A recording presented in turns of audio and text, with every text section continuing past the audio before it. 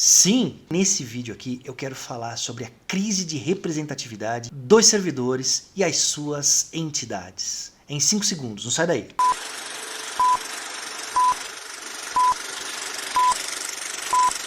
Olá, meu nome é Alan, sou escrevente aqui no ofício do Júri e Execuções Criminais da comarca de Piracicaba. E antes de tudo eu quero dar parabéns a você pelo Dia dos Namorados, aos casais casados em união estável, enamorados, enrolados, meus parabéns. E eu não poderia deixar de falar sobre a audiência pública em defesa dos servidores do judiciário que aconteceu hoje, em 12 de junho de 2025, lá na LESP, por iniciativa da deputada estadual Ana Perugini. E eu quero dizer que eu fiquei muito feliz com o resultado dessa audiência, que eu vi diversos representantes de entidades trabalhando em conjunto e de forma uníssona, de acordo com os nossos objetivos. Parabéns aos envolvidos. Todos falaram muito bem. Eu quero destacar aqui as falas de uma colega que é psicóloga, Rúbia Ribeiro. A Rúbia trouxe a nossa problemática de uma perspectiva de uma profissional da saúde, das nossas condições de trabalho que culminam no nosso adoecimento para o sistema a que estamos sujeitos. Uma carga excessiva de trabalho, um tipo de chefia que não prioriza aquela liderança pelo conhecimento, mas simplesmente pelo mandamento de se cumprir metas, além da questão do home office, que ela vai dizer que não é um benefício, é uma forma de trabalho em que o ônus fica todo com o trabalhador e o bônus totalmente para o patrão. Rúbia, um forte abraço, meus parabéns pelas suas falas, viu? Eu vou ver se depois eu pego esse recorte da Rúbia, de tanto que eu gostei, e coloco aqui no canal para dar um destaque às falas dela. Eu quero chamar a atenção dessa audiência pública que me impactou de uma maneira muito positiva para dar a minha opinião acerca dessa crise de representatividade e dizer que no início eu achava que existia, principalmente depois das duas últimas reuniões do comando de mobilização, eu achava que existia essa crise, mas hoje, pensando melhor,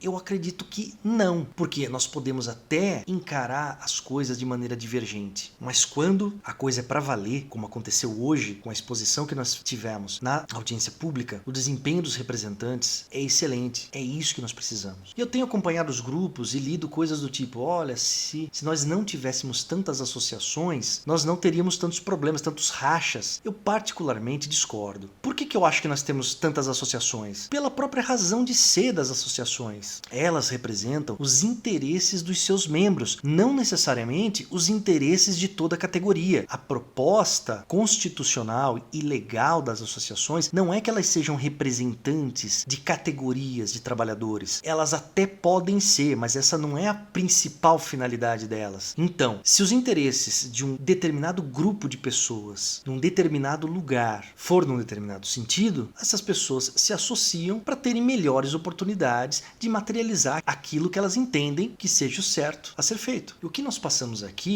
não é anormal, é até esperado num universo de mais de 40 mil servidores do Tribunal de Justiça. A minha mãe é aposentada da educação, ela é professora aposentada da educação regular aqui de São Paulo. E eu me lembro como se fosse ontem das conversas referentes à greve lá em casa. E a educação, ela tem dois sindicatos, né? Então, onde eu sei que é a PUESP, que é dos professores, e a FUSE, que é dos outros servidores que não professores. Além disso, associações você tem a PROESP, a PAMPESP, CPP, eu não sei se CPP é associação, mas enfim, o que eu quero dizer é que nós não estamos fora da curva. De novo, num universo de tantos servidores, é natural que você tenha divergência de pensamentos e uma série de entidades representativas. Perceba aqui, ó, os desentendimentos, eles nunca são pelo fim que nós almejamos. Sempre acontecem desentendimentos pelos meios que nós escolhemos, pelas estratégias que nós definimos, mas no fim, o que acontece? Acontece o que aconteceu hoje na audiência pública. Todo mundo trabalhando junto. É isso que eu acho sensacional. Essa capacidade de nós nos colocarmos diante das situações de uma maneira civilizada e eficiente. Uma outra coisa que eu fico pensando nesses dias é o seguinte: os grupos de WhatsApp, eu os vejo como ferramenta de comunicação, não como meio de tomada de decisão. Isso nós vamos fazer em assembleia. Por isso a importância do dia 2 de julho. E cá para nós, até pegando o gancho da Rúbia no que diz respeito à saúde mental, eu vou lhes falar algo, talvez alguns já tenham percebido. É muito difícil eu me manifestar nos grupos, porque eu faço um exercício mental que é o seguinte: se a minha opinião for para agregar e fortalecer o movimento, eu a externo. Se a minha opinião for só um momento de revolta que vai causar mais inflamação, mais discórdia, eu me abstenho. Pega essa dica para você. Se não for agregar, abstenha-se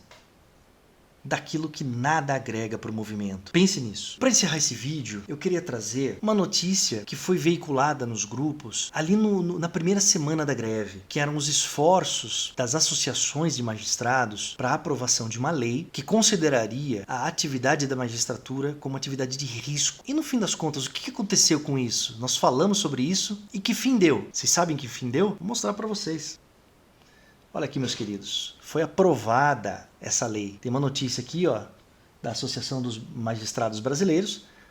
Tá aqui, ó, atividade de risco, atuação institucional da AMB, Associação dos Magistrados Brasileiros, garante a aprovação do projeto de lei que assegura segurança aos magistrados. E tá aqui, ó, a lei aqui, ó, virou a lei 15.134, de 6 de maio de 2025. Exatamente na semana anterior da deflagração da nossa greve. Dá uma olhada aqui, ó.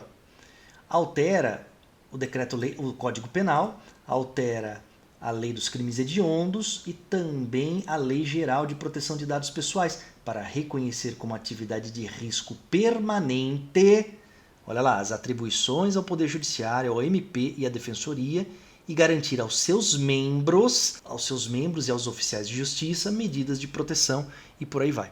Olha, essa lei, ela não traz no corpo dela nenhum tipo de adicional, nenhuma remuneração a mais para os membros da magistratura, para o MP e para a defensoria. Mas é um desdobramento que é muito provável que venha a acontecer, ou não. Mas não é nem para isso que eu quero trazer, que eu estou trazendo essa lei aqui. O que eu estou querendo chamar atenção é para a atuação política dessa questão. Veja você aqui, ó, que nem tudo que eles quiseram foi aprovado.